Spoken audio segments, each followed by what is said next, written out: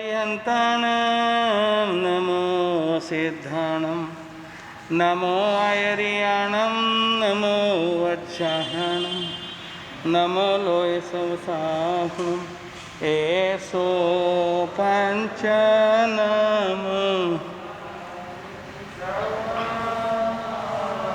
पनासन मंगला संवेसिं परमवै मंगलम्।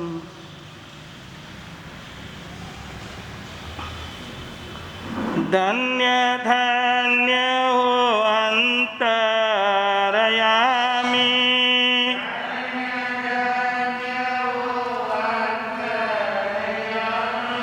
प्यारा लागो सुधर मा स्वामी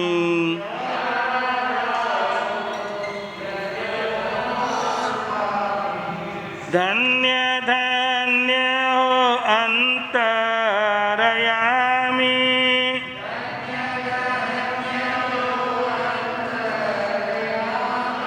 प्यारा लागो सुधर मा स्वामी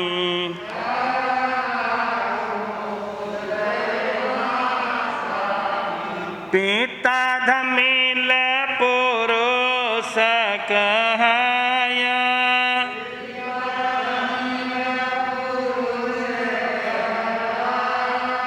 माता धारणी जी के जाया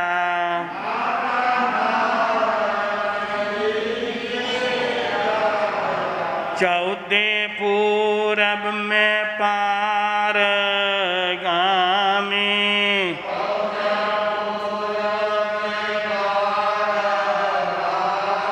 प्यारा लागो सुधर मा स्वामी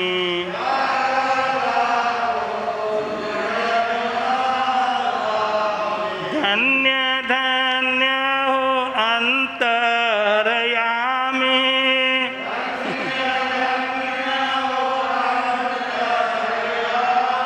प्यारा लागो सुधर मा स्वामी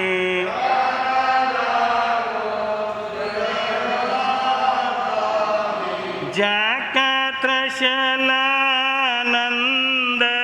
गुरुजी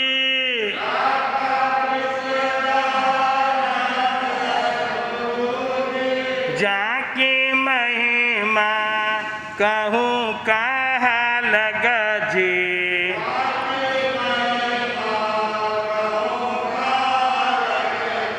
सुरा सुर कर छे परनामी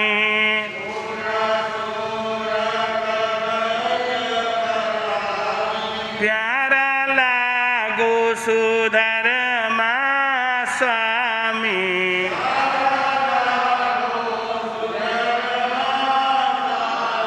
धन्य धन्य हो अंतरयामी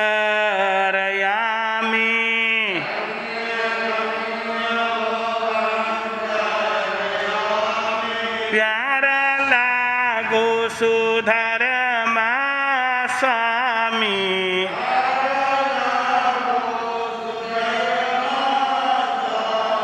जाका गौतम स्वामी गुरु भाई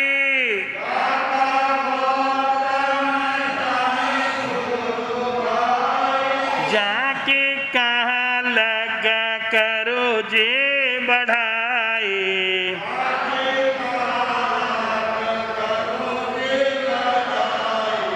सुक्रोध मान दिया है यामी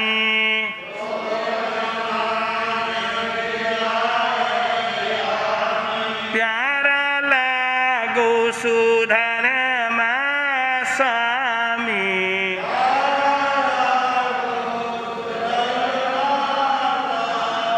धन्य धन्य हो अंतरयामी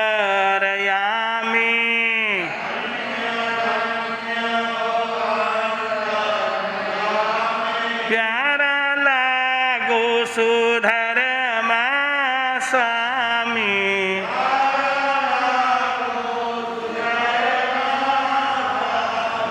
जाका शिष्य अलीजा बैरागी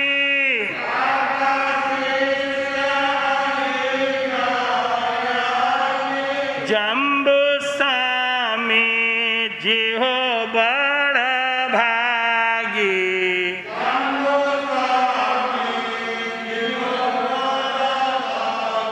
ज्ञान ध्यान में पारगामी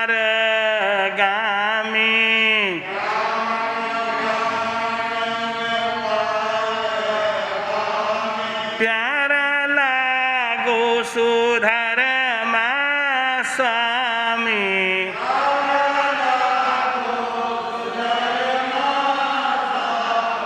साल बासठ करके खासा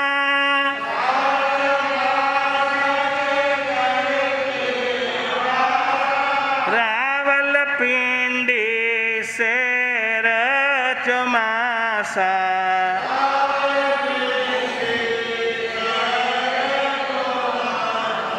देवी लाल ने देवो विश्रामी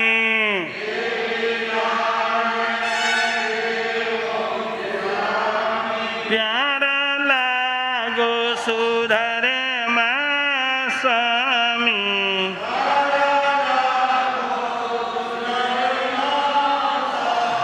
धन्य धन्य हो अंतरयामी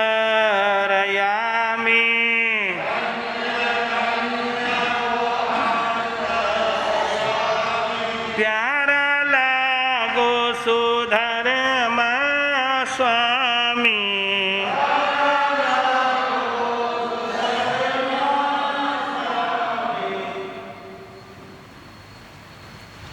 जय बोलो महावीर स्वामी की जय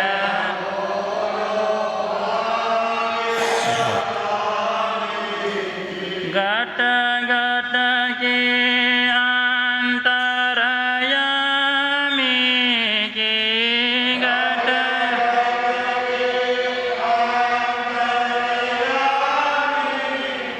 जय बोलो महावीर स्वामी की जय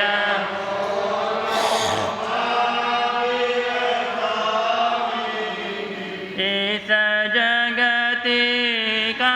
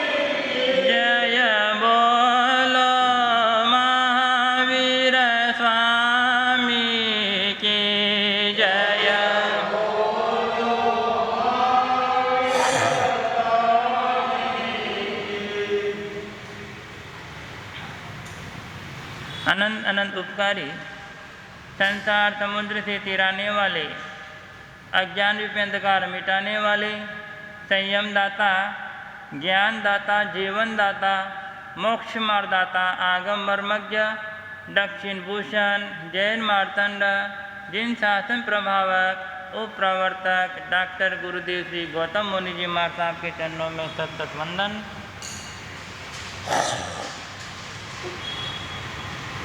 उपस्थित आत्मश्रोतागणों, अनंत अनंत उपकारी, चरम तीर्थंकर, श्रमण संस्कृति के अमर देवता, शासनपति श्रमण भगवान महावीर स्वामी की पावनमय धर्म देशना प्रवचन श्रृंखला के माध्यम से आप और हम सब पीयूष पान कर रहे हैं। विषय चल रहा तीन तत्व, देव तत्व, गुरु तत्व और धर्म तत्व। तीन तत्वों में गुरु तत्व के बारे में हम सुन रहे हैं। गुरु तत्व ऐसा तत्व है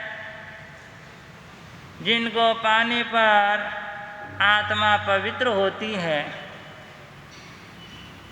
जिनका सानिध्य ग्रहण करने पर आत्मा का उद्धार होता है, जिनकी नज़रों में आ जाने पर भवों भवों के कर्म, भवों भवों के दोष सारे मिट जाते हैं।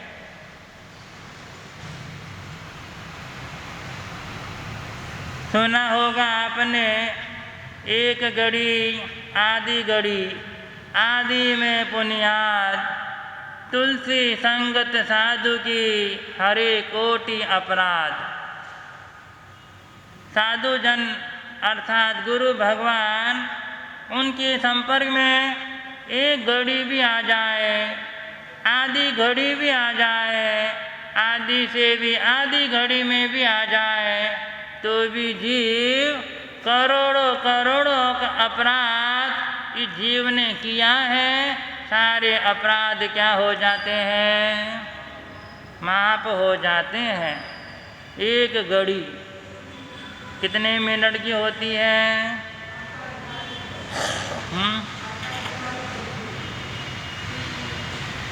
एक घड़ी 24 मिनट की होती है। दो घड़ी का एक मुहूर्त होता है, दो घड़ी की एक सामयिक होती है, एक घड़ी 24 मिनट, आधी घड़ी 12 मिनट, आधी से भी आधी घड़ी 6 मिनट भी गुरु के सानिध्य में आ जाए, 6 मिनट भी गुरु की निगाह में आ जाए, गुरु के नज़रों में रह जाए, तो भी जीव का पाप क्या हो जाता है? कितनी बड़ी बात को स्वामी तुलसीदास जी ने कहा, थोड़ी भी संगत कर लो गुरु की, जरूर जरूर हमारा कल्याण होगा।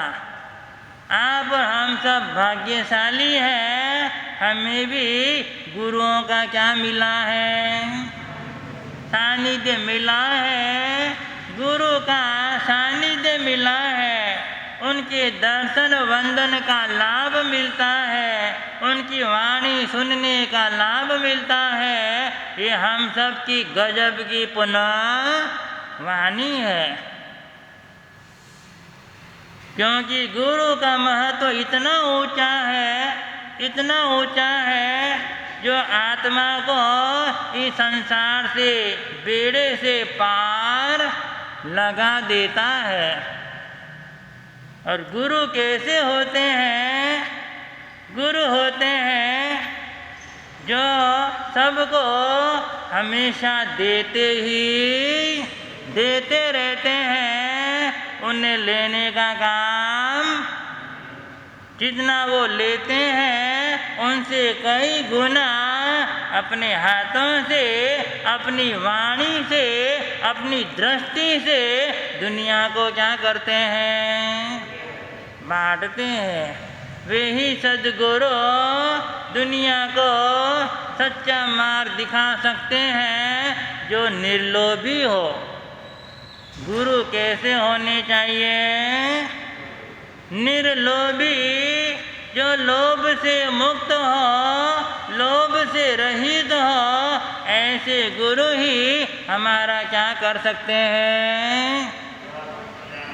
क्योंकि कहावत है, लोभी गुरु तारे नहीं, लोभी गुरु तारे नहीं, तारे तो तीरनहार, जो तू तीरनो चाहिए, निर्लोभी गुरु धार। जो निर्लोभी गुरु को धारण करते हैं, निर्लोभी गुरु के शरण में आते हैं, वे जरो जरूर क्या करा देते हमारा। और लोभी गुरु के चक्कर में पड़ गए। लोभी गुरु कौन? लोभी गुरु कौन? आचार्य भगवान आदर्श त्यागी परम पूज्य जैनाचार्य श्री खूबचंद जी महाराज साहब,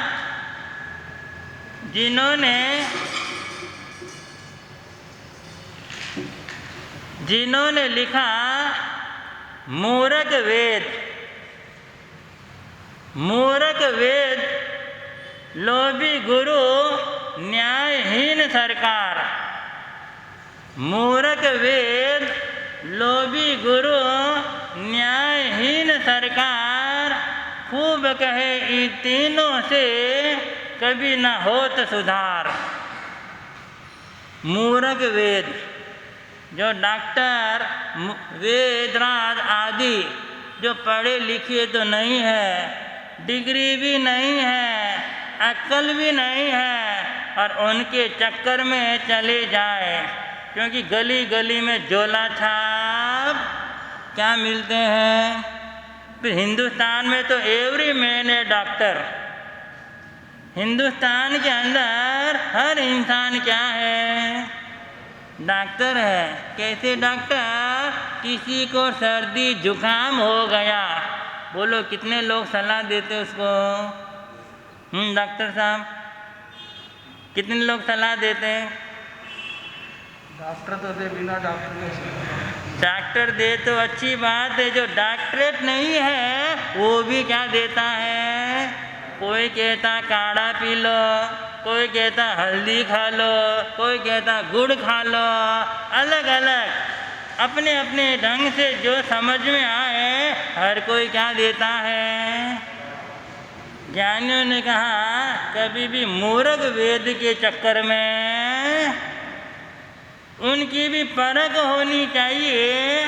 जो अच्छा वैद्य हो, अच्छा डॉक्टर हो, भरोसा हो, उन्हीं से क्या कराना चाहिए।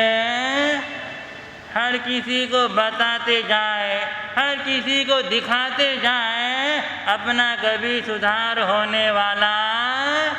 मूर्ख वेद, लोभी गुरु। गुरु भी अगर लोभी है, गुरु भी अगर लोभी है, वो भी हमारा कल्याण कर सकता। लोभी गुरु कौन? जो धर्म की बातें तो कम बतावे और अपने संसार की इच्छाएं पूरी करती रहे, ऐसे लोभी गुरु भी हमारा कल्याण कर सकते हैं। तीसरी बात आचार्य भगवंत ने बताई, न्यायहीन सरकार। जो सरकार प्रजा पर न्याय नहीं करती है, सबकी रक्षा सुरक्षा नहीं देती है, ऐसी सरकार भी किसी का उद्धार। जैसे ये तीन बातें किसी का सुधार नहीं करता, इसी प्रकार ज्ञानी भगवान कहते हैं जो लोभी गुरु होते हैं वे किसी का भी भला चाहते हो, आत्मा का कल्याण चाहते हो, कौन से गुरु को धारण कीजिए? निर्लोभी गुरु जिनके पास परिग्रह के नाम पर एक कौड़ी भी न हो, जो कनक और कामिनी के त्यागी हो, जो निर्ग्रंथ हो, ऐसे मुनिराज, ऐसे गुरु हमारा क्या कर सकते हैं? जो प्रभु महावीर की आज्ञा में विचरण करते हैं, वे सारे एक एक साधु, एक एक साध्वियाँ हमें जिन मार्ग दिखाते हैं, वही हमारी आत्मा की रक्षा। ऐसे गुरु भगवंतों का हम विगत दिनों से उनकी गौरव गाथा सुन रहे थे। नित उठ के सजन सतगुरु के चरण सिर झुकाना, शुद्ध प्रेम की ज्योति जगाना। नित उठ के सजन सतगुरु के चरण सिर झुकाना, शुद्ध प्रेम की ज्योति। धन्य धन्य है जननी तुम्हारी, माता के सर की बलिहारी। देके तुमको जन्म बोली रंज अलम सुख माना, शुद्ध प्रेम की ज्योति जगाना। सुन रहे थे जैन दिवाकर जगत वल्लभ गुरुदेव श्री चौथमल जी महाराज साहब का जीवन गौरव गाथा। उनकी शादी हो चुकी। शादी की पहली रात सुहाग रात का समय था। माँ ने कहा, बेटा अब मेरी जिम्मेदारी क्या हो गई? अब ये संपत्ति, ये खेत, ये धन, ये मकान, ये भवन, सोना चांदी, ये सब तेरे हाथ में। अब मैं तेरी मासी के पास, तेरी मौसी महाराज के पास संयम अंगीकार करना चाहती हो। जैसे ये शब्द, ये भाव स्वयं की माँ ने व्यक्त किए, तब गुरु महाराज क्या कहा? जब तेरे को संयम लेना था, तेरे को दीक्षा लेनी थी, तो मुझे संसार का विष का प्याला क्यों पिलाया? तू पहले बोल देती तो मैं ये शादी भी। अब तू दीक्षा लेगी, लेकिन तब जब तेरा बेटा पहले क्या लेगा? अब गुरु महाराज को किसी ने प्रेरणा दी दीक्षा की, और जिसकी किस्मत में दीक्षा लिखी है, उनको कोई वैराग्य प्रेरणा की भी आवश्यकता समय आता है। और वैराग्य के बीज अंकुरित निमित्तों हमें रोज मिलते हैं। मिल रहे हैं कि नहीं मिल रहे हैं? यहाँ से बाहर निकलो, बोलो निमित्त मिलते हैं कि नहीं मिलते? रोज हिंदी मिलाप पढ़ते हो, सेकंड पेज पर क्या आता है? सेकंड पेज पर आता है, आज अमुक अमुक का क्या है? उठावना है, अमुक अमुक की श्रद्धांजलि सभा है, अमुक अमुक चंजी काल करके। सेकंड पेज पे पूरा फोटो ही फोटो आता है। आप सवेरे उठकर हिंदी मिला पढ़ते हो, उनमें फोटो को देखते हो, बोलो वैराग्य आता है? कभी ये भाव आते हैं, आज इनका फोटो आया, कल हमारा भी फोटो आता है? पर आएगा। निमित्त रोज मिलते हैं, छोटी छोटी उम्र में भी कई लोग दुनिया से विदा हो जाते हैं, लेकिन वैराग्य आता, पर जिनका नैसर्गिक वैराग्य हो, जिन्होंने पूर्व जन्मों के अंदर अनंत अनंत पुण्य का उपार्जन किया हो, उन्हें धर्म की क्या होती है। गुरु महाराज चौतमल जी कहने लगे, माँ पहले तेरा बेटा दीक्षा लेगा, बाद में मेरी माँ। जैसे घर में ये माहौल निश्चय हुआ, माता बेटा ने निश्चय कर लिया संयम ग्रहण करने का, तब चौतमल जी ने अपनी पत्नी को बात कही कि अभी भी कुछ नहीं हुआ है, तुम स्वतंत्र हो और हमारा सुझाव है, मेरी माता दीक्षा ले रही है, मैं भी दीक्षा लेने को तैयार हो, तुम चाहो तो तुम भी क्या ले लो। अब प्रेरणा अच्छी है कि बुरी है। अभी शादी को 24 घंटे भी नहीं हुए और प्रेरणा कौन सी मिल रही है। पत्नी ने स्पष्ट मना कर दिया, न तो मैं दीक्षा लूं, न मैं तुमको दीक्षा लेने दूंगा। जब तुमको दीक्षा लेनी थी तो मेरे साथ हथलेवा क्यों किया, मेरे साथ विवाह के बंधन में क्यों बंधे। हरगिज़ मैं तुम्हें दीक्षा लेने। अब घर का वातावरण क्लेशमय हो गया, कलह इतना बढ़ने लगा और पूरी रात वैसी निकल गई। अब समय बढ़ रहा और घर में अशांति भी बढ़ने लग गई। चौतमल जी ने विचार किया, अपनी पत्नी को छोड़कर आ जाओ, तो वे उनके मामा ससुराल में अपनी पत्नी को छोड़कर आ गए और उधर बात का पता लगा। ससुर जी को पता लगा कि मेरा दामाद क्या लेना चाह रहा है। अब कोई भी दामाद दीक्षा ले, ससुर का मन क्या होता है। अभी जिस बेटी की शादी को 8 दिन भी नहीं हुए और दामाद क्या लेने की बात कर रहा।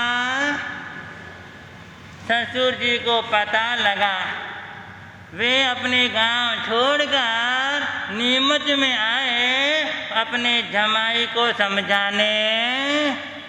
जमाई राज, ये जो आपका मन में जो संकल्प है, वो संकल्प का क्या कर दो, त्याग कर दो।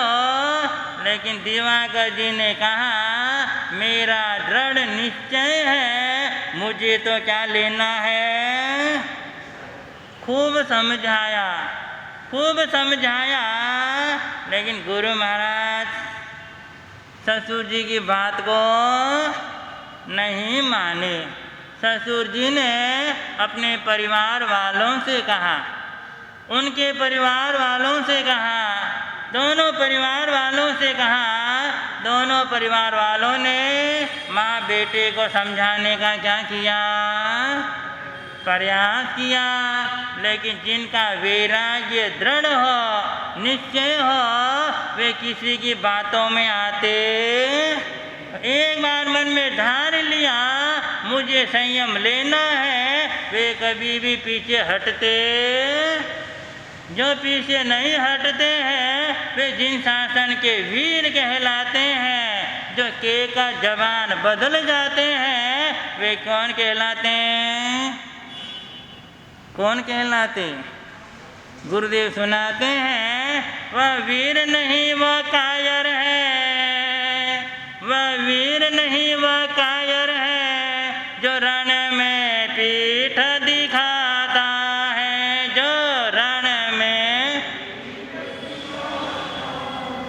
वह मर्द नहीं जो नामर्द है, कहकर वचन बदला। वह वीर है जो एक बार मुँह से बोल दिया मुझे संयम लेना है, वो कभी भी अपने कदम पीछे हटाते। अब परिवार जन बहुत समझाते हैं, लेकिन कोई भी उन्हें समझा नहीं पाते। ससुर जी ने गांव के पंचों को कहा, जो गांव के मुखिया है, पंच है, उस जमाने में पंचों का भी अपना एक पावर होता था। पंच जो बोल दिया वो ही।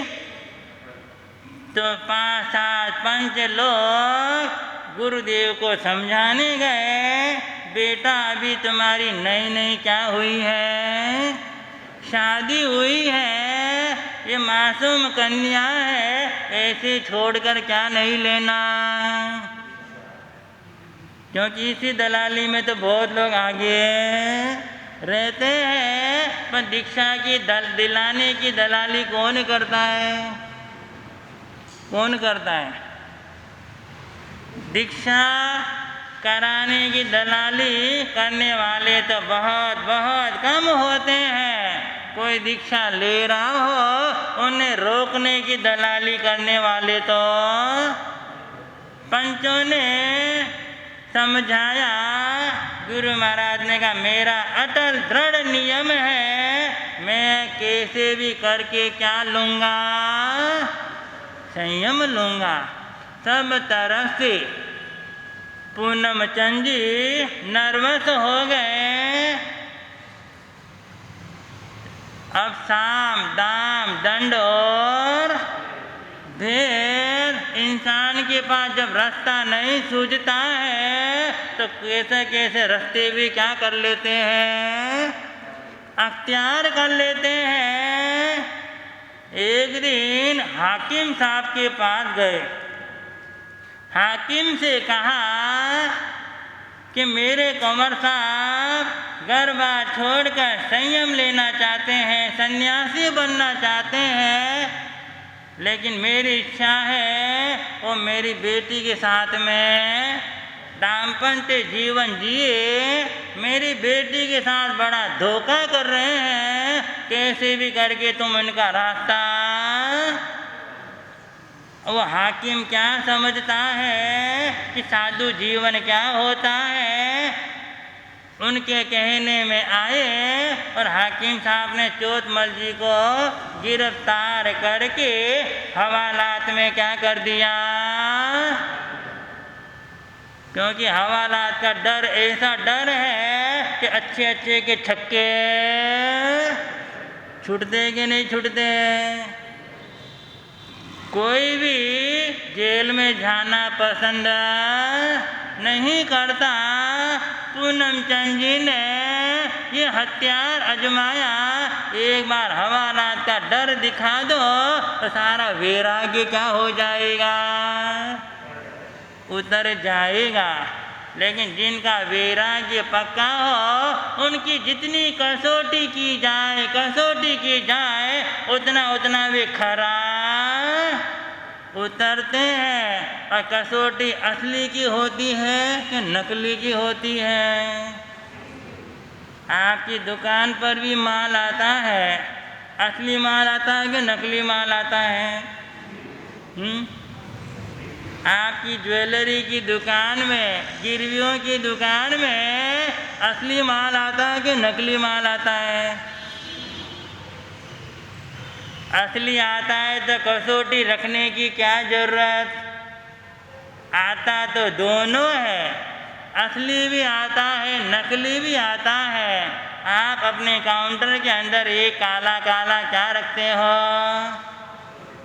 छोटा सा स्टोन रखते हो, कसौटी रखते हो, उससे आप क्या करते हो, असली भी आए तो भी आप उसे घिसते हो। क्योंकि आप वो भी देखते हो ये कितने टंच का, कितनी प्योरिटी है। जो असली होता है वो कसौटी पर चढ़ता है और नकली माल भी सामने आ जाए, पीतल का भी आ जाए, बोलो कसौटी पे चढ़ाते हो कि रिटर्न कर देते हो? पीतल का माल हाथ में लेते ही आप इतने होशियार हो, इतने होशियार हो, तुरंत कह देते हो ये तेरा माल क्या है। तो नकली कसौटी पे नहीं चढ़ता, असली हमेशा कसौटी पर चढ़ता है। तो परीक्षा असली हीरो की होती है, नकली हीरो की।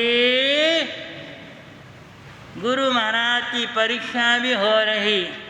पूनम चंद जी पूरी तरह प्रयास कर रहे हैं कि इसका वैराग्य क्या हो जाए, उतर जाए। हवालात में क्या कर दिया, कारावास में कैद हो गए। 1 दिन बीता, 2 दिन बीता, 3 दिन बीता, 6 दिन बीत गए। और गुरु महाराज अंदर बैठकर भी वे अपने आत्म साधना में उन्होंने विचार किया, यहाँ तो कोई आवे नहीं जावे नहीं, या समय ही समय। वहीं पर नवकार मंत्र का जाप करते, लोग इसकी आराधना करते।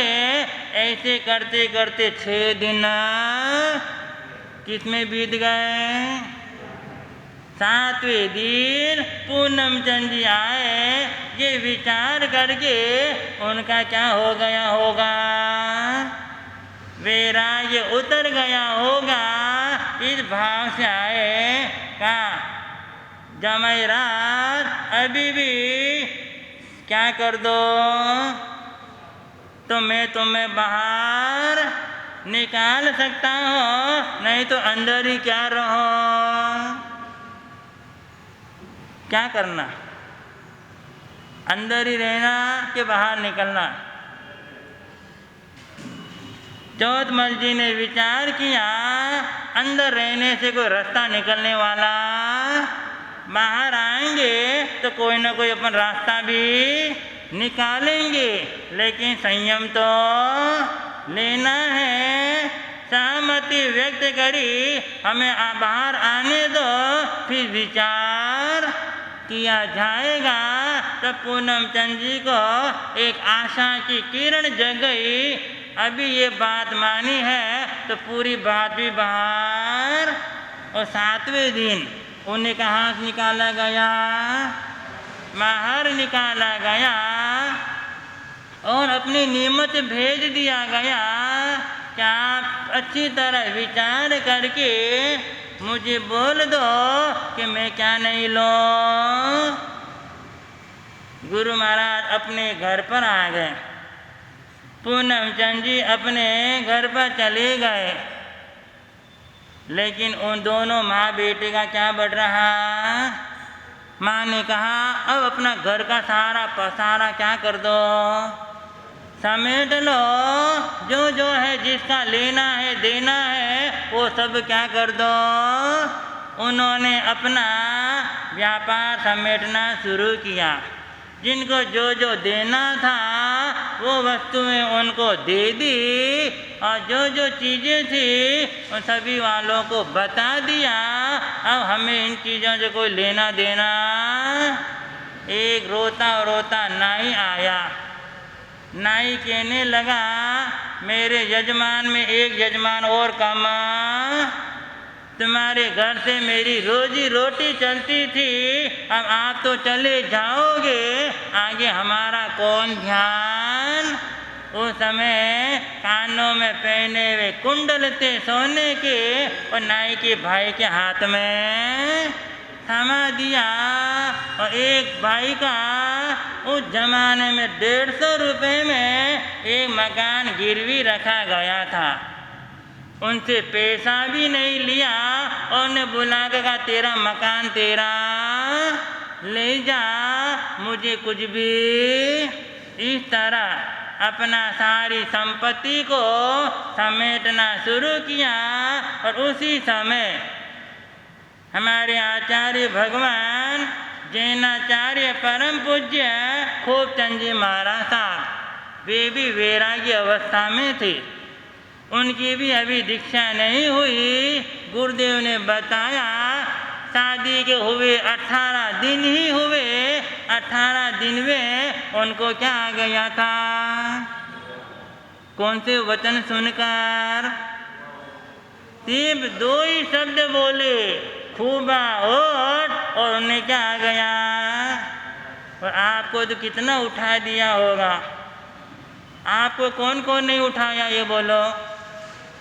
आपको अपने पिता ने भी उठाया होगा, माँ ने भी उठाया है, भाई ने भी उठाया है, पत्नी ने भी उठाया है, बेटों ने भी उठाया है, लेकिन वैराग्य, और उनको तो एक ही शब्द से पिता ने कहा अरे खोबा ओट, और उन्हें क्या आ गया? वे भी चल पड़े संयम के राह पर, तो उनकी भी आज्ञा आसानी से। बहुत कसौटी हुई उस समय। खूबचंद वैरागी जी भी गुरु महाराज के घर पर आए हुए, चौदमल जी के घर पर आए, क्योंकि तब दोनों का संपर्क भी हो चुका था, दोनों में घनिष्ठता भी हो चुकी थी। वैरागी काल में दोनों जनों ने गुरुदेव नंदलाल जी महाराज साहब की नेसराय में रहकर 10वें कालिक सूत्र का अध्ययन किया, प्रतिक्रमण कंठस्थ किया।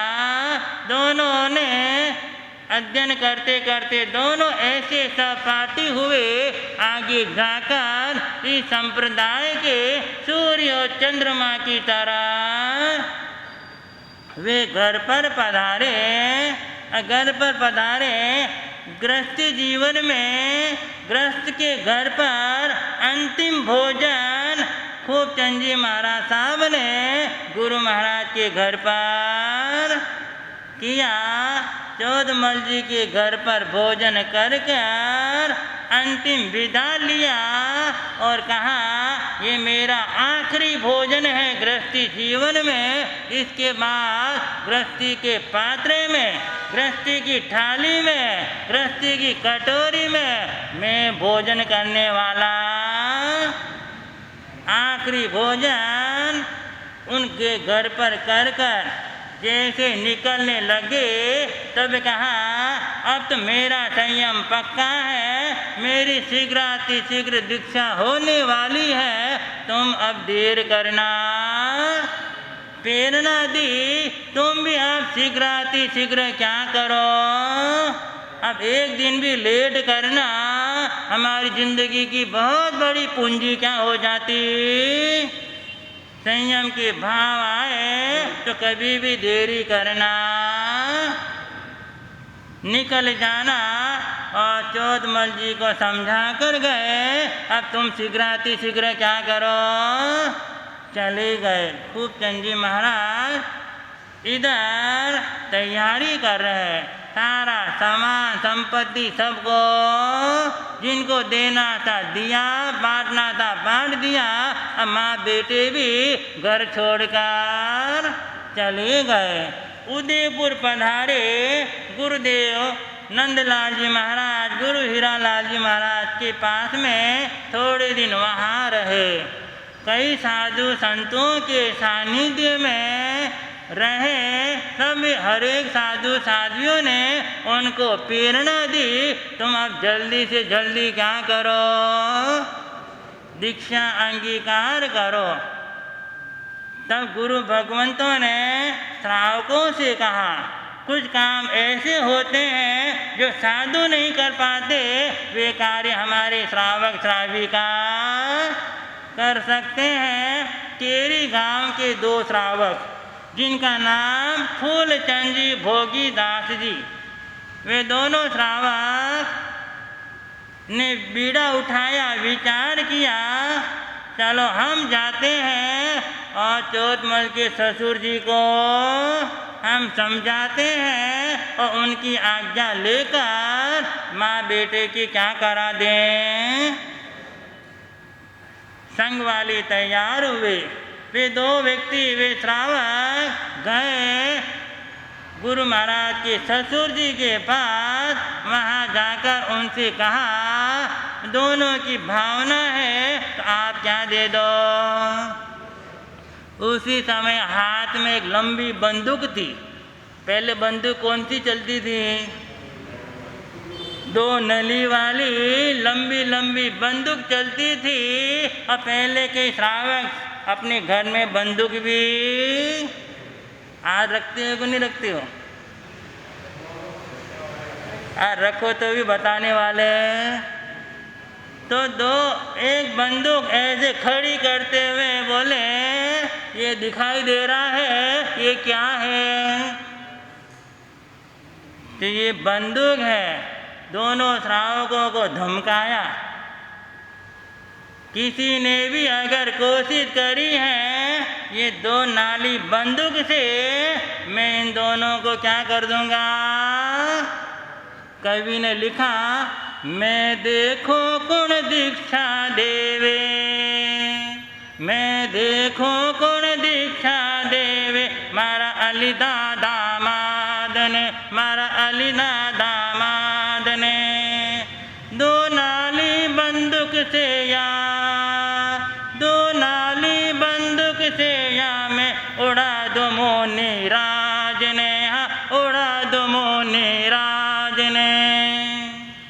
कवियों ने लिखा देखता हो कौन उनको दीक्षा देते हैं, जो दीक्षा देगा उनको एक गोली चला दूंगा, और दीक्षा लेगा मेरा दामाद उनको भी मैं, चाहे मेरी बेटी विधवा भी क्यों न हो जाए, लेकिन मैं आज्ञा देने वाला नहीं। ऐसी धमक और धमकी। और दोनों श्रावक क्या हो गए? यह अपना बस की बात नहीं। केसर बाई को पता लगा। उन्होंने निश्चय किया मैं जाऊं और उन्हें समझाकर अपने पास जितने भी सोना चांदी आभूषण और भी पड़े हुए थे वे सारे लेकर कपड़े की पोटली में बांधकर ससुर जी के पास में गए और कहे समधी साहब आप ये सोना चांदी सब रख लो, आज्ञा पत्र।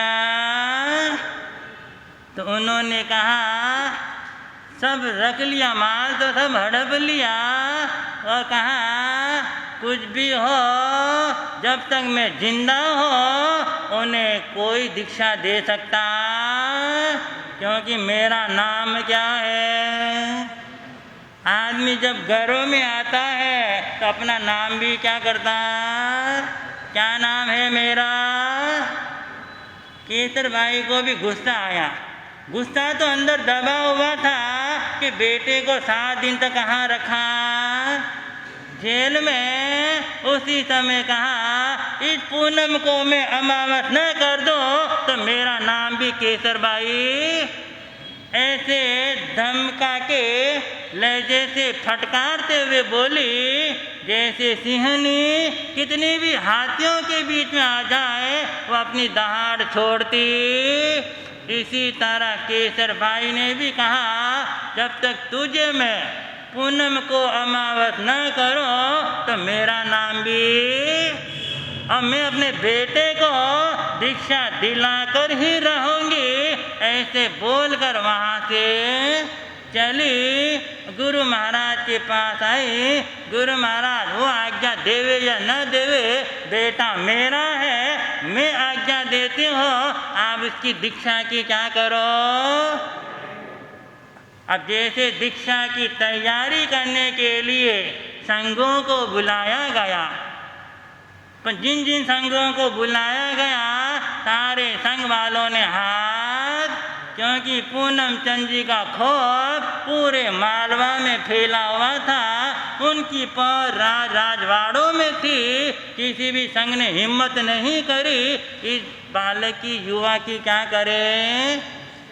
अब कैसे रास्ता निकलता समय के अनुसार। ओम शांति। अष्टापद श्री आदि जिनव वीर पाव पुरीवर सुपूज्ये चम्पनगरे नेमरेव गिरिव सम्यशिखर पर विसजिनवर मोक्ष पोच्या चौबीसो चिनवर नित्यबंधु जो संग में मंगल करो संग तुभ्यं नमः हुकम संग विभास्वराय तुभ्यं नमो रतन चंद्र सुनन तुभ्यं नमो प्रखरवादि पराजयाय तुभ्यं नमः सुगुरुनंद सुख प्रदा। अनंत ज्ञानी ज्ञान आत्मा विश्ववंदनीय जगत गुरु समता सिंधु सम्मत्व योगी समता दर्शन के प्रणेता चारित्र चिडामणि श्रमण श्रेष्ठ श्रमण निर्माता शासनपति विश्ववल्लभ श्रमण भगवान महावीर स्वामी की जय विजय हो। मम आराध्य देव युग प्रधान वादिमान मर्दक दादा गुरुदेव श्री श्री नंदलाल जी महाराज संयम दाता जीवन दाता ज्योति स्वरूप आराध्य देव मेवाड़ भूषण धर्म सुधाकर पूज्य गुरुदेव श्री प्रतापमल जी महाराज साहब की उपस्थित आत्म जिज्ञासु कल श्री संघ के आंगन में ज्ञान पंचमी का महोत्सव मनाया। आज क्या है? छठ। आज किसका जन्मदिन है? गणेशी लाल जी महाराज का। वे ऐसे संत थे, एक बार मैं बोलूं एक बार आप बोलो। गुरु दर्श हुए मेरे भाग्य जगे पाप कटे मेरे युग युग के गुरु दर्श हुए मेरे भाग्य जगे पाप कटे मेरे। कुछ संत ऐसे होते हैं कि जिनका दर्शन मात्र से अपने युगों युगों के पाप कट जाते। जिन संतों का जीवन त्याग वैराग्यमय हो, केवल त्याग वैराग्य की चर्चा करने वाला नहीं, यथार्थ में त्याग वैराग्य युक्त जीवन जीने वाला हो। और गुरुदेव गणेशी लाल जी महाराज जिस समय दीक्षा ली, उनके गुरु स्वनाम धन्य कोटा संप्रदाय के पूज्य श्री प्रेमचंद जी महाराज, वे भी एक आदर्श गुरु थे और आदर्श गुरु को ही एक आदर्श शिष्य मिला। वे मारवाड़ में बिलाड़ा आके थे और अपनी रोजी रोटी के लिए महाराष्ट्र के अंदर श्री रामपुर के पास जो गांव है वहाँ पर आए। और ऐसे में उन्हें सानिध्य किसका मिला? गुरु।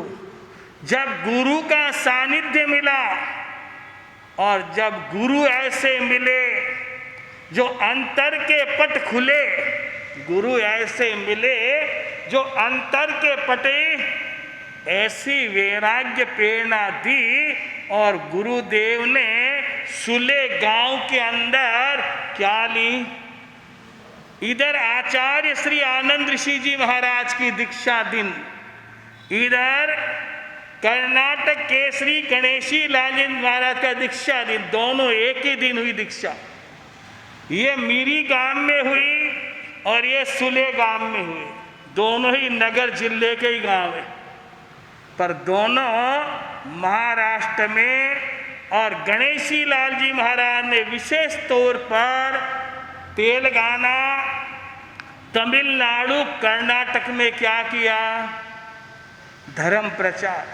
आज जो यहाँ पर जो मुपत्ति बची हुई है, अगर ये श्रेय जाता है तो कर्नाटक गज केसरी श्री गणेशी लाल जी महाराज को। वे ऐसे संत थे, यौवन की डहली में उन्होंने संयम का चोला पहना। कौन सी डहली में? यौवन में थे। और गुरुदेव प्रतापमल जी महाराज फरमाते थे, गिरी नदी वेगोपमम, यौवन पहाड़ी की नदी के समान है। जैसे पहाड़ के ऊपर से कोई नदी गिरती है तो कितना समय लगता है, ऐसे जवानी आते भी देर नहीं लगती और जवानी जाते ही। पर जवानी आवे तो आदमी क्या भूल जाता है? कई भूले जवानी में, बोलो तो सही। हाँ, अजीत कई भूले रे जवानी में। हाँ? माँ बाप ने भूल जाओ। अरे जवानी में कोई प्रेरणा दे तो क्या बोले महाराज साहब, अभी तो हमारे खाने पीने के, पर वे पुण्यशाली थे। वो एक ही वचन सदगुरु प्रेमचंद जी महाराज का बाबा जी महाराज के जीवन को झकझोर देता। क्यों? उन्होंने कहा यौवन किसी का रहा नहीं और यौवन किसी का रहता है क्या? गुरुदेव कहते थे, दो युवक पान की दुकान पर खड़े थे। दो युवक पान की दुकान पर खड़े थे और मुंह में पान चबा रहे थे। इतने में एक वृद्ध आया कुछ याचना के लिए। किसके लिए आया? नासिक वाली बाई पड़जे मती। कुछ याचना के लिए आया कि ये नवयुवक कुछ देंगे तो मेरा पेट भर के क्या हो जाएगा। आदमी उसी से मांगता है जो लाचार हो, वरना कोई किसी से मांगना पसंद। वो वृद्ध उनसे मांग रहा था, नहीं भी देना था तो मना कर देते, पर किसी का अपमान तो। उन युवकों ने उस वृद्ध को धक्का दिया और वृद्ध नीचे गिर गया। वृद्ध गिरने के बाद रोया नहीं, वो हंसने लगा। क्या करने लगा? मैं पूछूं वो वृद्ध हंसा क्यों? हाँ? ख्याल आता है मुझे दिल जान तेरी बात का, ख्याल आता है मुझे दिल जान तेरी बात का, फिक्र तुझको है नहीं आगे अंधेरी रात का। यौवन तो कल ढल जाएगा, दरियाव है वह 7 बेर न, खान एक रोज तू भी तेरे हाथ से चला जाएगा। यौवन रहने वाला, जैसे उस वृद्ध की छोटी सी प्रेरणा दोनों युवन को सोचने के लिए मोहताज करती है, उसी तरह बाबा जी महाराज ने गुरुदेव से कहा, क्षणमित सुखा बहुकाल दुखा। संसार का सुख तो एक क्षण भर का है, बाकी दीर्घ काल का क्या है जी, मुझे तो क्या लेना। और वैराग्य रंग उतरता, जिनका नैसर्गिक वैराग्य है वो उतरता नहीं है। दीक्षा हो गई, दीक्षा के बाद एक लक्ष्य बनाया। पुराने जमाने के संत छपी हुई पुस्तक पढ़ते भी नहीं थे। वो जमाना था जब आचार्य श्री अमोलक ऋषि महाराज ने इसी पावन भूमि पर एक श्रावक के संयोग से 32 आगम का अनुवादन किया। ज्वाला प्रसाद जी नाम के श्रावक ने, अग्रवाल थे, बीड़ा उठाया और उन्होंने द्रव्य खर्च किया और 3 वर्ष के ऊपर पूज्य महाराज त्रय नगर में विराज कर आगमों का सबसे पहले क्या किया, जो साधु साध्वी उनके आगम नहीं पढ़ते थे उस समय, आज उनकी संप्रदाय के आगम निकलने लग गए और वे भी साधु नहीं कहने वाले आगमों का संशोधन करने। ये तो समय समय की क्या होती है बात। वो गणेशी लाल जी महाराज के अक्षर बहुत सुंदर थे और 18 आगम बाबा जी महाराज ने हाथों से लिखे। उनकी सेवा में महासती श्री जड़ाव कंवर जी महाराज बड़ी कोटा संप्रदाय की विद्वान साध्वी थी। दोनों ननन भुजयों ने दीक्षा ली थी। महासती धन कंवर जी महाराज और महासती जड़ाव कंवर जी महाराज दोनों ही पोरवार सवाई माधोपुर के थे। वे 2 सतिया, एक पंडिता महासती हीरा कंवर जी महाराज, जिनकी उज्जवल कंवर जी महाराज शिष्या चेली है। ये सत्या ने बहुत गुरुदेव की क्या की, और इसी गांव की एक बहन जिनका नाम महासती एलम कंवर जी, जो तेलुगु थे और ब्रह्मेचा परिवार ने दीक्षा की दलाली करी। इतनी भागवान सती निकली महासती। एलम कंवर जी महाराज के जीवन को तारने वाले अगर कोई थे तो कर्नाटक गज केसरी गणेशी लाल जी महाराज। उनके इतनी बातें जीवन की, अगर एक एक बातें हम करें तो पूरा ग्रंथ भी लिख लो तो हम उनका जीवन ग्रंथ लिख सकते। फिर भी महासती प्रकाश कंवर जी ने बहुत पुरुषार्थ किया और पूरा कोटा संप्रदाय का इतिहास उन्होंने लिखा। उनके जीवन का एक प्रसंग, जब गंगा खेड़ परभनी के पास वे विचर रहे थे और पहले थानकों की इतनी सुविधाएं, मंदिर राम जी के मंदिर में रुके हुए और एक ही घर भावना हुई चतुर्मास की, और साधु वे तो फक्कड़ थे। एक दिन उपवास और एक दिन पाने के अंदर भी दूध घी दही, बहुत त्यागी जीवन था कर्नाटक गज केसरी गणेशी लाल जी महाराज का। आज इतने साल हो गए फिर भी जन जन के जीवन में क्या आस्था है जी। जैसे लोग शिरडी का साईं बाबा ने माने, ऐसे जैन समाज किस पर आस्था रखता है। अबे आजकल तो घणाई आवे के मिथ्या तो लगे था ने, यूं लगे न्यू लगे, अरे खुद करा जो कहीं नहीं लगे, दूजा करे जो सब लागे ही लागे। अरे उनका तो बहुत बड़ा क्या है जी, कभी उपकारी का उपकार भूलना। वे वहाँ विराज रहे और बाबा जी के मन में आया तालाब में मच्छियाँ बहुत मरती है, तो मुझे अभय दान देना। कौन सा दान? अभय दान सबसे बड़ा दान है। और उन्होंने सरपंच को कह के 8 दिन के लिए क्या कर दी, मच्छियों को अभय दान दिया। पर एक युवक नहीं माना और जाल लेके निकला। बाबा कंचन भाई कटे हो, अटी हो नहीं, हाँ, जो ही वो निकला और बाबा जी की निगाह पड़ी। महाराज रोक क्यों रे बाबू, बात मान जा। पर वो माना नहीं, माना तो जीवन भी हार गया। वो दिन ना आज का दिन उस तालाब पर कोई मच्छी मारता, कितना बड़ा भेदा। एक तालाब में हजारों लाखों मछलियां होती, उनको अभयदान किसने दिया? वे ऐसे थे जिनका अंतिम चतुर्मास कहाँ था? नांदेड़। और उस समय इतना पानी आया, सेठ मिश्री मल जी मिठाई वाला परम भक्त उनका, बहुत अच्छा श्रावक था, हमने भी उनको देखा, इतने धर्म में पक्के थे।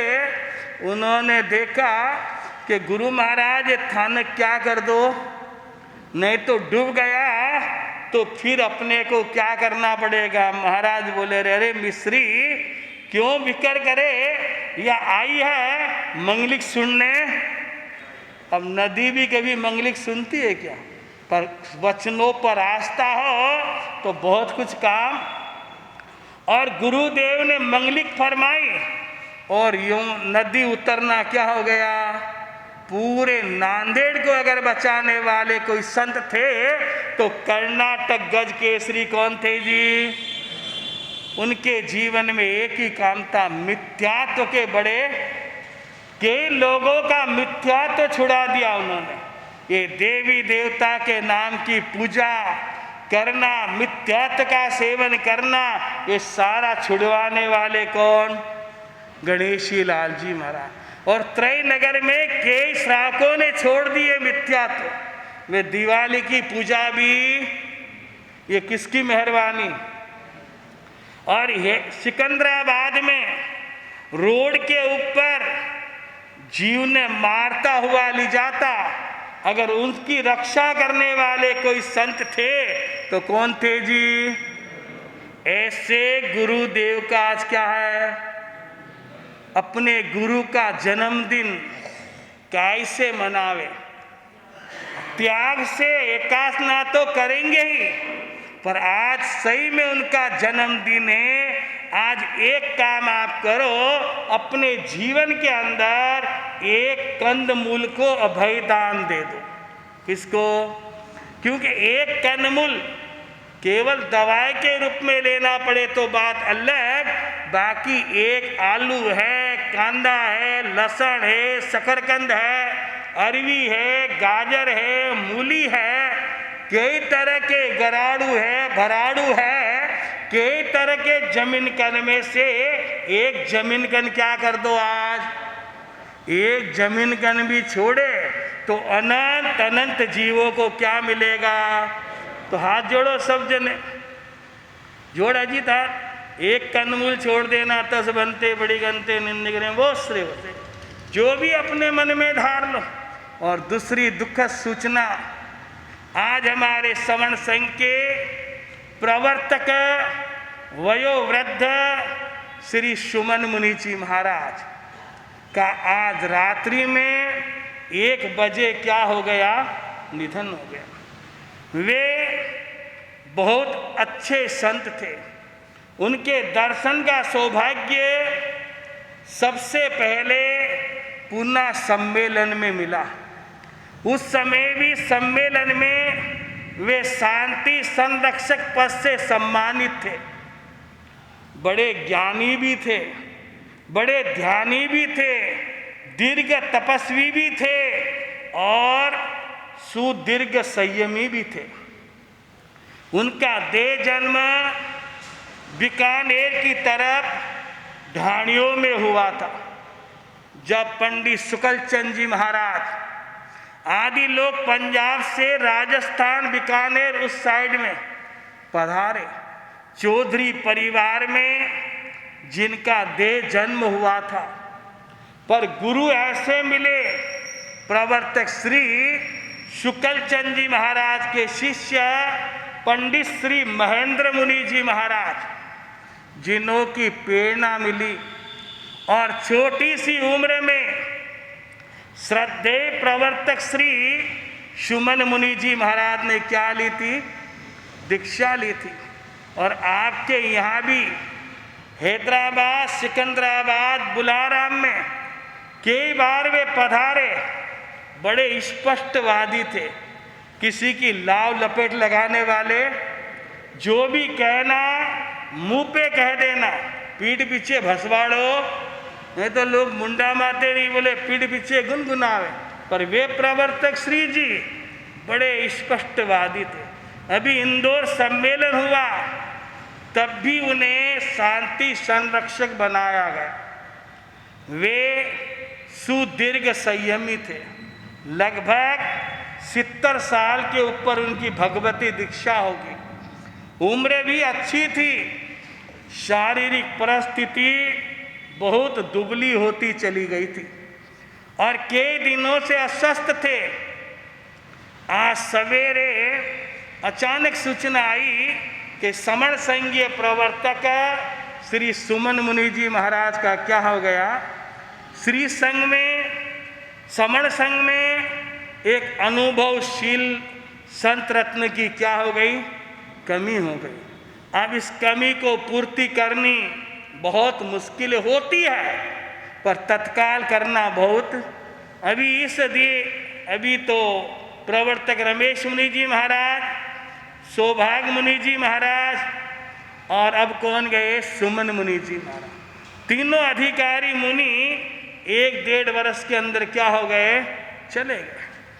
संतों का सुदीर्घ संयम होना बहुत मुश्किल है और घड़े घड़ाए संत जब अचानक स्वर्गवास हो जाता है तो संघ में बहुत बड़ी क्षति। उनके शिष्य मुनि को श्री संघ भी पत्र लिख देंगे और हम भी लिख देंगे। सन्मत भद्र जी महाराज जिन्होंने एकलव्य की तरह कई वर्षों से वे सुमन मुनि के साथी, बाबा जी महाराज वे खुद इतने वृद्ध है फिर भी गुरु की सेवा में आलस्य।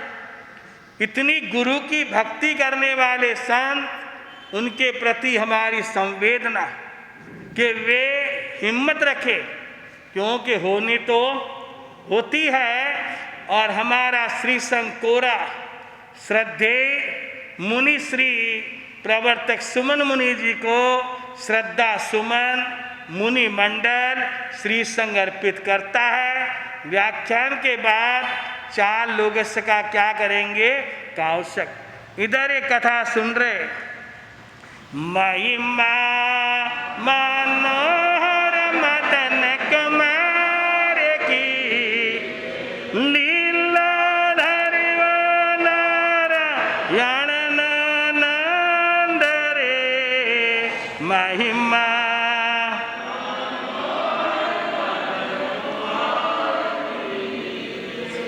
कुछ भाइयों की जोड़ियां होती है।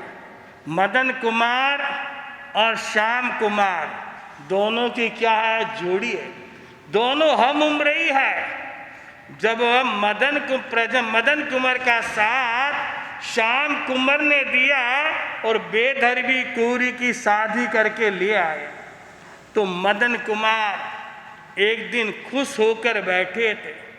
इतने में आ गए श्याम कुमार, भाई को प्रणाम किया, बैठे और मदन कुमार के मुंह से अचानक एक बात निकल गई। पूछो दिल खुश होया मदन सजीरे, वीरा शंका तज कहो दिल खोल रे। दिलवा दू तेरी इच्छा जो हुए रे, समझो मत मेरी बात किलोल रे। महिमा मनोहर मदन कुमार लीला धरियो नारायण नंद रे। महिमा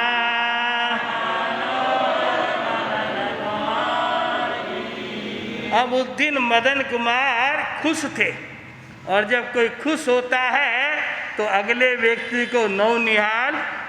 उन्होंने अपने भाई से कहा, रे श्याम तेरे को जो मांगना हो जो मांग ले, मैं तुझे वो वस्तु दिला दूंगा। मदन तो श्याम कुमार तो मजाक समझ रहा। उन्होंने कहा, नहीं वचन ये किसका है जी, वीरों का। ये वीर पुरुष जो वचन देते हैं वो कभी बदलते, और जो वीर पुरुष वचन लेते हैं वो कभी बदलते प्रणय वीरार, प्रणय वीरार, तो धार सकेत दार, प्रणय वीरार। प्रण लेने के बाद कभी बदलना। उनने कहा मेरा क्या है, प्रण है, तू जो मांगेगा वो मैं तुझे दूंगा। प्रण लेना तो सरल है, पर प्रण को निभाना। मेरे गुरुदेव प्रतापमल जी महाराज एक छोटी सी बात कहते थे। राजस्थान के अंदर कोई महाराजा ने जैन मुनि से नियम लिया कि जीवन में मैं कभी शराब नहीं पीऊंगा। क्या नहीं नियम लिया? और शराब नहीं पीना ये बहुत बड़ा क्षत्रियों के लिए त्याग होता है, क्योंकि उस जमाने में ये ज़्यादा। अब ले तो लिया और पूरा निभाया। एक दिन अचानक क्षत्रिय कुलभूषण बीमार पड़ गया, सर्दी जुकाम और नजला हो गया। अब कोई चैन पड़े नहीं, बहुत इलाज कराए पर कोई फर्क है। एक वेदराज को बुलाया। वेदराज बड़े जानकार थे। उन्होंने नब्ज देखी कि दवाई के अंदर इनको क्या मिला के देना पड़ेगा, शराब। आज भी आप खांसी की दवाई लो, उसके अंदर अंश किसका आता है? वही आता है। और उसने छुपके से मिलाया और राजा को दवाई रूप में। राजा स्वस्थ तो हो गए, पर किसी ने बता दिया कि महाराज जो आपने दवाई ली वो दवाई में क्या मिला हुआ था। अब राजा ने विचार किया कि मेरा प्रण क्या हो गया, अब क्या करना। पश्चाताप। पश्चाताप के अंदर जिस बोतल में दवाई ली थी वो बोतल गर्मा गर्म शीशे की बनवाई। शीशा में समझो ना, पीने की, जो पीले आदमी तो खत्म ही हो जावे, ऐसा गरम गरम शीशा बनाकर राजा ने पिया। जो उनका वंश चला वो ओसवाल के अंदर वही वंश सिसोदिया वंश कहलाया। कौन सा वंश कहलाया? यानी अपने प्रण के लिए अपने प्राणों की बाजी भी तब जाके आज सिसोदिया का वंश चला। ऐसे ही यह मदन कुमार ने भी वचन दे दिया। अब श्याम कुमार विचार करे कि भाई खुश है तो चलो मैं भी मांग लूं। तब तो कह श्याम कुंवर सुन मंधवारे, पलटे नहीं वचन तुम्हारा आज रे। मेरे दिल में उमंग लगी घड़ी रे, दिलवा दो 6 महीना कर मेरा जरे। महिमा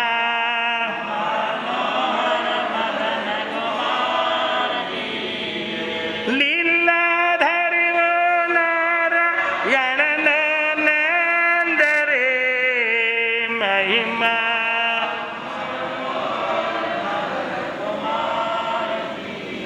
बोले ठीक है भैया, अगर आप खुश हो तो एक इच्छा पूरी कर दो।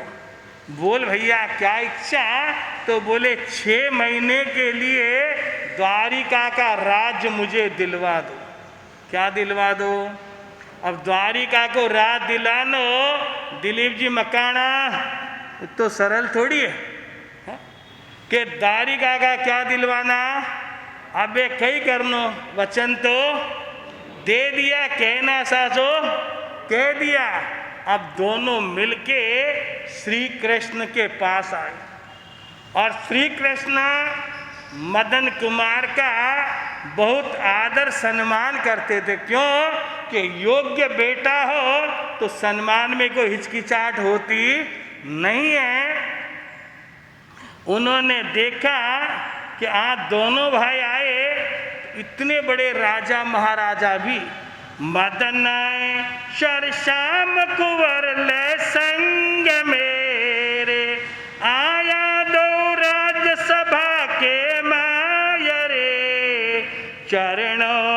मैं शीश नमाया तात के रे बैठाया आदर दे हरि राय रे महिमा मनोहर मदन कमाई।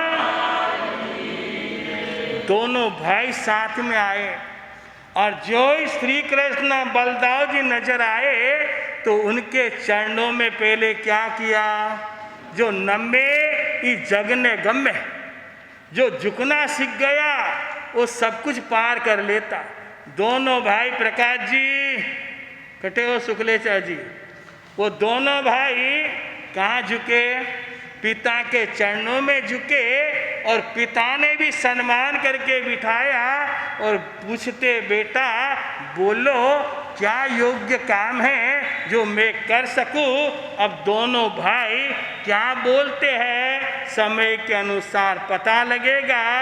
जिन्होंने भी अभी एकाशने में नाम नहीं लिखा है, क्योंकि श्री संघ ने यह निर्णय किया कि पांचों महापुरुष आदर्श रिद्धि के त्यागी, धैर्यवान, आचार्य पद विभूषित पूज्य श्री खूबचंद जी महाराज, जैन दिवाकर, श्री गुरुदेव श्री चोथमल जी महाराज और करुणा के सागर उपाध्याय कस्तूरचंद जी महाराज, सलाहकार केसरीमल जी महाराज और कर्नाटक गज केसरी गुरुदेव गणेशी लाल जी महाराज, पांचों की दीक्षा जन्म जयंती पे सामूहिक एकासने के नाम लिख के 5 एकासना छोटू बिहारी, 5 एकासना पुष्पाबाई लोढ़ा। ये छोटू बिहारी सुरेश जी लोढ़ा के यहाँ रहता है, छोटा सा। हाँ गौतम जी मिच्छान, गौतम जी लोढ़ा टिक्की वाले जो यहाँ पास में रहते, उनके यहाँ जैनतर है और छोटा सा बच्चा है। कल प्रेरणा करी, उसने भी अपने 5 एकासने में क्या लिखा है नाम, पुष्पाबाई लोढ़ा 5 एकासना, समता पोखरना 5 एकासना, अपेक्षा पोखरना 5 एकासना, वंशिका पोखरना 3 एकासना, नीतू सुखानी 5 एकासना। आज का एकासन एक टाइम के उपरांत भोजन नहीं करना, असणम बाणम गायमन साइमम अनत्ता बेगणम सहसगण वो श्रेय से।